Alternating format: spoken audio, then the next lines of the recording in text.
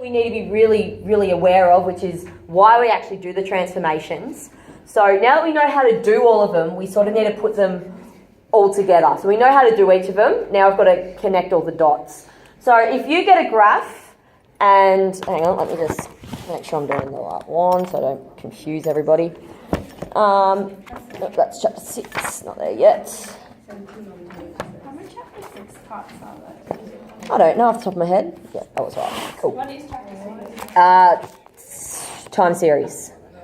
So, do you even know what time series is? No, but it doesn't sound So, let's say you got a graph.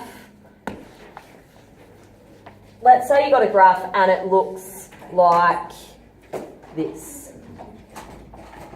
Okay, you've got some data, or you've been given a graph. It looks like this. First thing you need to do is you need to look at the circle that we did at the start of the week. Look at the circle, figure out which part of the circle it is. Okay, that's this one here. What transformations does this one relate to? It has a reciprocal of x, reciprocal of y, a log of x, and a log of y. So these are 4 transformations that could make this data linear. So we need to do all of these transformations to see which one is the best. We don't just pick which one we think looks the prettiest or whichever one we like to work with. We need to do all 4 because we don't know which one will have the best R value until we actually do all 4. So, best way to do this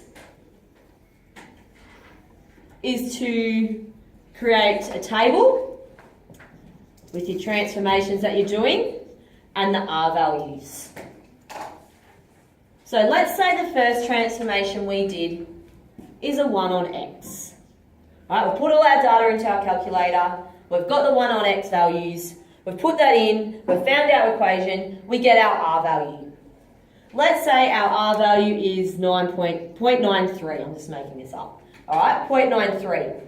Okay, that's a pretty good strength. Looks like it's pretty good. We then need to check the residual plot to make sure there's no pattern. If there's no pattern, cool. This one's looking like a good option at the moment, but we still need to test the other 3. So we go to the next one, which is the 1 on y. We get our R value, and let's say it's 0.94. Awesome. Looks pretty good. It's looking better than this one because it's got a better R value. First of all, we need to draw a residual plot. No pattern? Great. This one's looking better. This one's our new champion at the moment. We then need to go to the next one. So let's say we have a log of x. Let's say this one we get a really, really good R value, 0.98. Need to check the residual plot, but this residual plot is showing a pattern. If it shows a pattern, what does it mean? It's not linear. So this transformation hasn't transformed our data. So it still hasn't made it user friendly. So no, this is not a good option. We can't use the log of x. Let's say we did a log of y, and let's say our R value comes up as negative 0.95. And it wouldn't, but let's just say it did. Alright, so let's say it comes out with a negative 0.95. Okay, this one is now looking better than these ones, even though it's a negative, because remember, -1 and 1 are the same strength. They're just different directions. Yeah? Do the residual plot. If the residual plot has no pattern, even though it's a negative, this one is our best option. Does that make sense? So then we would do all our predictions using only this transformation. We would only worry about this equation. The other equations won't matter because we're not going to use them. Does that make sense? Yeah? Cool. So once we've figured out which one the best one is, we will then have to justify why. 2 things you need when you're justifying. Which are the 2 things we've talked about? We need the R value, showing that, and then you need to state what type of correlation it is. So we need the number, so it would be a negative 0.95, which shows a strong negative linear association.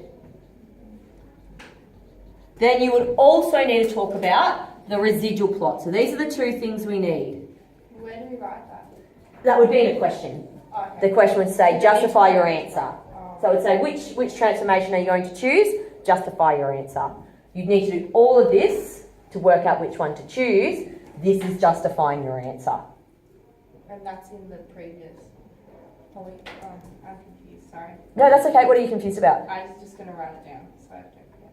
Okay. No, I'm not confused. Like, Okay. which part of theory does this, like, which section does it go into, like, of the chapter? So this is all of chapter 5. Oh, okay. All right, so this is saying we've done all the parts, Yeah. but it won't. We will very rarely get told do this transformation. We will have to choose, and then we'll be given. When we saw in the circle, there's always at least 2 options. So then we have to choose which of those options is the best one. Okay. So we need to perform all of these to find our best R and to make sure it's linear. Okay. Yeah. So to justify which one is our best, we will need to state the R value, and we'll also need to say that the residual plot has no pattern, which means that it's linear. Yeah. Okay, so if the residual plot does have a pattern, Yep. will it be like a very obvious? Very obvious. Yeah. Like, will it be basically in Yeah. the line? It will be either. It will usually be in a curve like that. It'll be very, very obvious. If you're unsure, then it probably doesn't have a pattern. Yeah. It might have, a few dots out of place or something, but there'll be a very clear pattern. All right, so that's how we justify it. And then you would use this one, the equation from this one. What have we got? A log y. So we'd have the log y for that. This would be the equation you would use all your predictions for. So it doesn't mean go and predict for each of these. You would predict only for that log y, because that is our best transformation. Does that make sense? Any more questions? We've got some good questions coming out. No? And sorry, that's sort of pretty rough. Why is it negative? Oh, that was just example. That was just random numbers I was pulling out to show what could happen. So what if You wouldn't get a negative like that, but What if you had a positive 0.95 and a negative 0.95? you could choose either, Oh, as long as both of them had a clear residual plot. Okay. And But would with they no not do pattern. that? Would they make They wouldn't do that. It would make, yeah.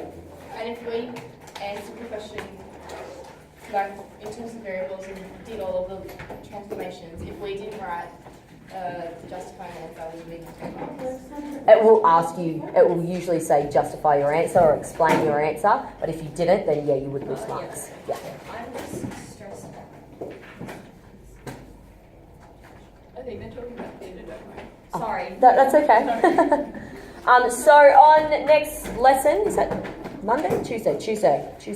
So next Tuesday, I'll bring in a few past exam questions that directly relate to this and choosing and what we need to do, so we can have a good practice at not just doing each of these as we've been told, but picking and choosing and making sure we're doing that whole process right. So we'll have a good practice at that next lesson on Tuesday. If that sounds all right with you girls. Yeah. Wonderful. Sounds good. No worries.